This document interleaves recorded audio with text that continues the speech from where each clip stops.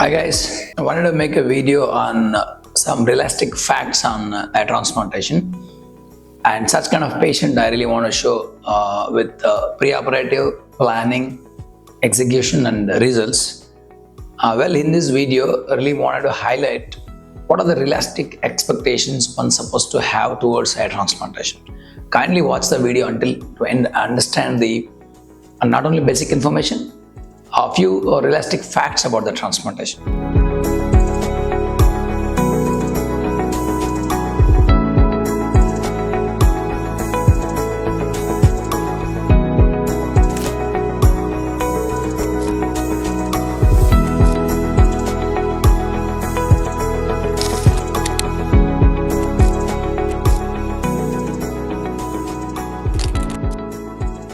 Well, basically, most of the people know about the transplantation details, procedures, techniques. Well, but they miss a lot of important information while knowing about all this basic information because they focus more on the techniques, instruments, rather focusing on the important information that they want to know. So, what is the important information that guys are missing during consultation or during the transplantation plan? Let me tell you, most of the guys in 80% of the consultation, what happens is guys will talk about what are the techniques do you use, what are the instruments do you use. So these are the techniques worldwide popular. There is no special technique that I alone use it. There is no special instrument that only such clinic going to use on your transplant. All these instruments, techniques are widely available for sale for all the clinics and doctors. So, well, what you're supposed to know is, are you a good candidate for transplant or not? If you're not a good candidate for transplantation, what are the technique I use? What are the instrument I'm going to use? You transplant, go to your task, and you will not get any results. So basically, this question, most of the people will not understand.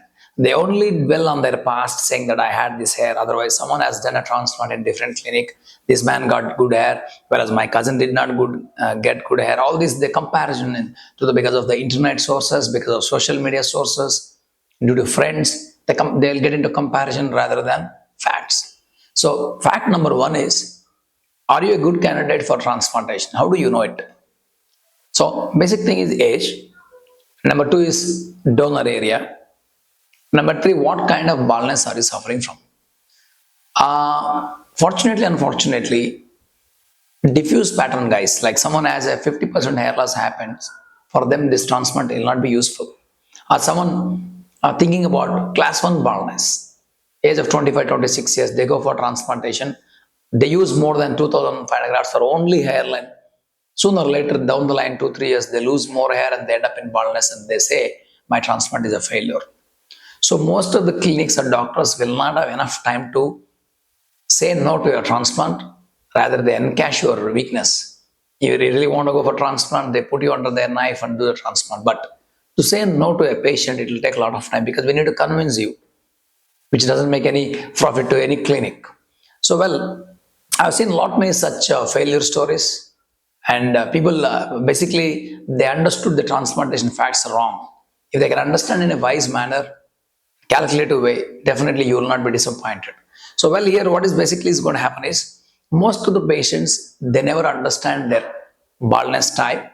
They never understand what is the donor area availability do I have, what is the plan I am going to get it. Irrespective of this, they expect hair they want somewhere in the corners or somewhere in the crown they want it, where doctor even unable to explain you the proper design and plans for you. They really don't want to tell you the facts because patient may go back. So transplantation surgery is totally different from person to person. Suppose if you want to get a transplantation, if you're eligible candidate by age, by having donor area, you need to discuss with your doctor what is the plan that you're going to do, how many sessions do I need it, how many grafts do I need it. All these grafts recommendation by looking photographs we cannot estimate because it greatly depends on the scalp size than baldness type. So at times class 5 baldness person would require less grafts compared to a guy who has a class 3 baldness. The size of the scalp is bigger, you need more grafts. So these are the questions you have to get clarity. So kindly people who are having a psychological aspects, like someone has a good hair, 90% hair, only 10% hair loss happen, for them, to rectify the 10%, they use 1 2 sessions for the transplantation, which is not worth. So someone has a psychological aspect of getting little hair in the frontal area, which is absolutely normal for everyone. But for them, it is bothersome. Such people don't go for the transplantation. Number two, someone who don't understand the concept of the transplantation, someone who is not ready for going for future sessions, don't think about transplantation. Because hardly we can implant 3.5 to 4,000 grafts in a day, isn't it? 1 session. 2 sessions would get you only 7 to 8,000 grafts. Whereas natural hair is more than 60 to 70,000 hair.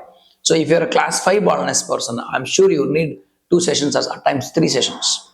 So if you don't discuss with your doctor properly, they would implant some grafts and send you home. After 8 months, you will be disappointed. And there is something called a liability. You will be keep on losing more hair, existing hair, not the implanted hair. So due to that reason, you need to understand the best, safest plan for you. At least it's supposed to last for 20 years, more than that.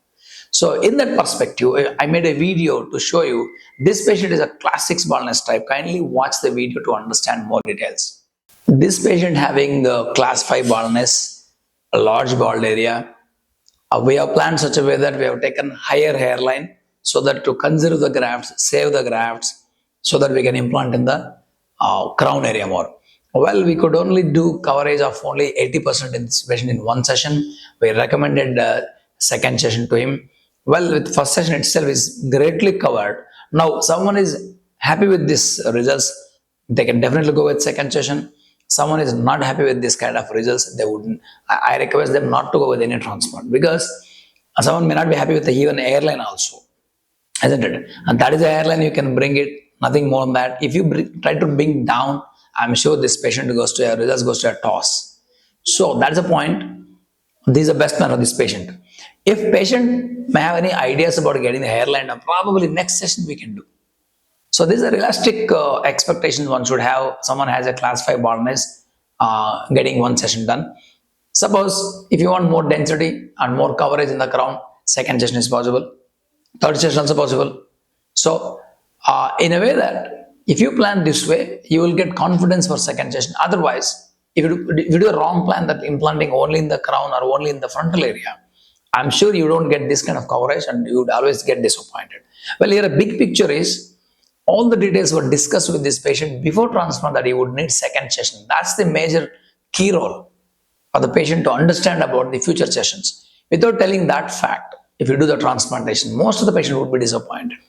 So by means, patient discussions before the transplantation, a surgical point of view, patient views, all should be considered and taken into a plan, and then we execute it such a way that both sides, we should get a minimum safest outcome, benefit.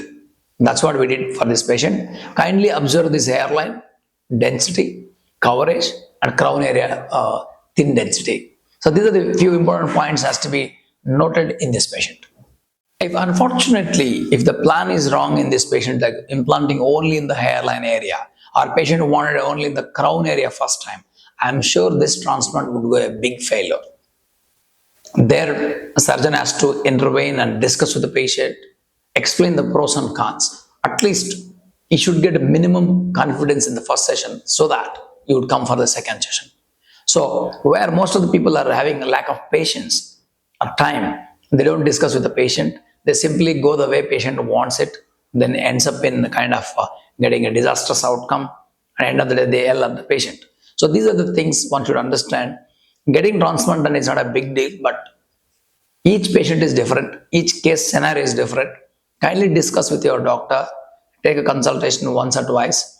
All these questions should be rectified or answered before your transplantation. Rather focusing on unnecessary things like I don't want to use these medicines, I don't want to use the finasteride, I don't want to go for all these techniques and all, a time waste business for the patient. They need to understand the plan. They need to understand how best your surgeon is going to execute and what best plan is going to give you. Is that it is going to give you coverage better way or natural way or not? Then you will be a kind of happiest person forever with this transplantation. Transplantation definitely is a good choice if you are a good candidate, if you can choose a best surgeon. Thank you.